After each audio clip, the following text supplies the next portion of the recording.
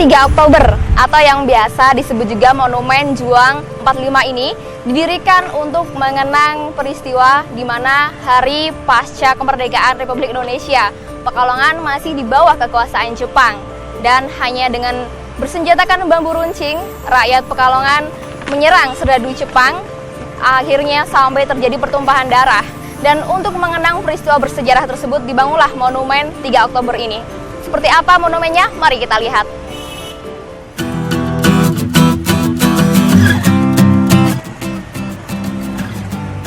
Setelah Indonesia memproklamasikan kemerdekaannya pada tahun 1945, Pekalongan masih dalam kekuasaan Jepang. Pada tanggal 3 Oktober, rakyat Pekalongan yang dipimpin Mister Besar mendatangi dan mengepung gedung Gen Petai yang merupakan markas serdadu Jepang untuk mengajukan tuntutan, yaitu agar Jepang menyerahkan kekuasaan kepada rakyat Indonesia secara damai, pelucutan senjata Jepang, dan jaminan keamanan para serdadu Jepang. Namun, Jepang menolak. Rakyat pun meluapkan kemarahannya dan nekat menurunkan bendera Jepang yang ada di depan gedung Gen Petai dan menggantinya dengan bendera merah putih. Maka terjadilah perang dan pertumpahan darah. Pada peristiwa bersejarah tersebut, 35 orang pahlawan telah gugur dan 12 orang telah cacat. Dan di sini sudah tertera nama-nama pahlawan kita yang telah gugur. Namun sayang sekali papanya sudah rusak dan juga terdapat banyak-banyak coretan. Sepertinya masyarakat kita kurang menjaga keberadaan monumen ini.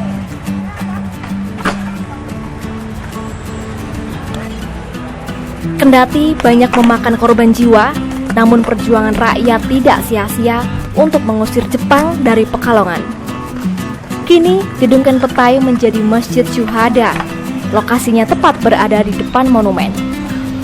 Pada monumen terdapat 3 bambu runcing dengan 10 bilah yang menandakan peristiwa 3 Oktober. Setiap sore banyak sekali kegiatan yang biasa dilakukan oleh warga. Ada yang berolahraga, berkumpul bersama keluarga sambil menunggu sore tiba. Tentunya dengan suasana yang sejuk karena di kanan kiri monumen terdapat pepohonan rindang. Sama teman tadi rame-rame.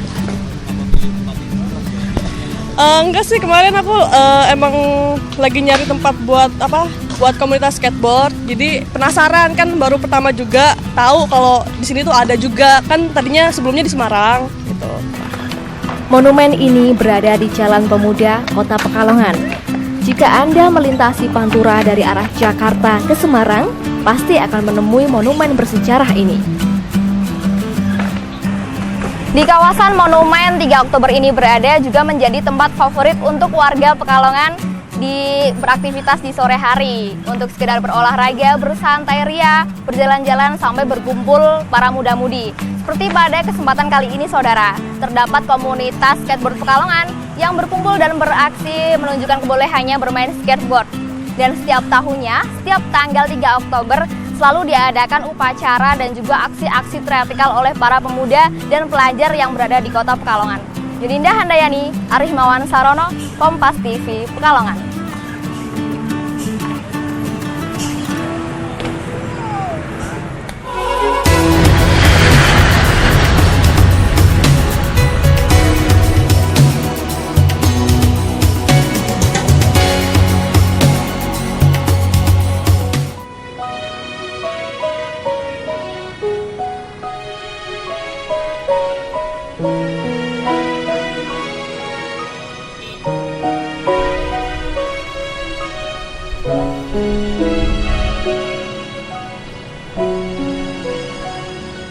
Saudara, momen peringatan kemerdekaan Republik Indonesia, Gorontalo, ternyata memiliki sejarah. Terlebih dahulu memproklamirkan kemerdekaan jauh sebelum Presiden Soekarno memproklamasikan kemerdekaan pada tahun 1945, yakni 23 Januari 1942.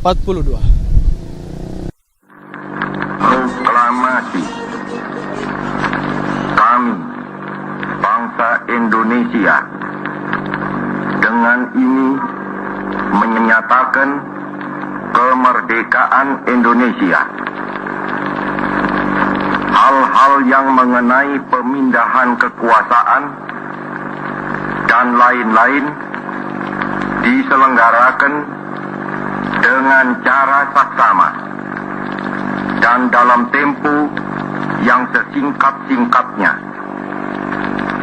Jakarta, 17 Agustus 1945, atas nama bangsa Indonesia, Soekarno-Hatta.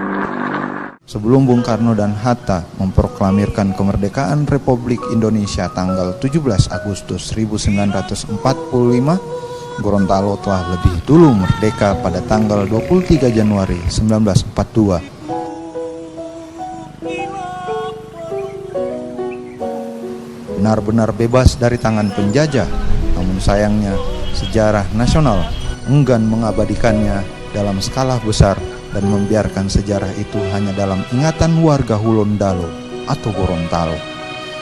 Tahun 1942, rakyat Gorontalo sudah bebas mengibarkan merah putih.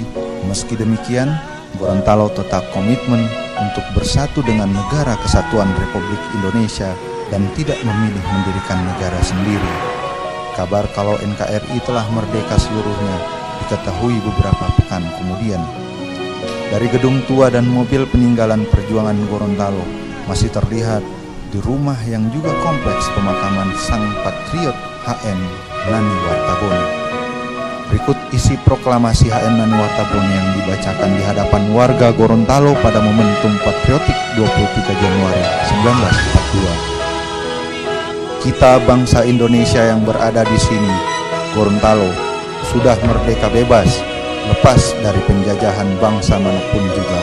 Bendera kita yaitu merah putih, lagu kebangsaan kita adalah Indonesia Raya. Pidato ini merupakan proklamasi kemerdekaan bangsa Indonesia yang ada di Gorontalo. Konon pidato ini dibacakan di lapangan Taruna Remaja kala itu.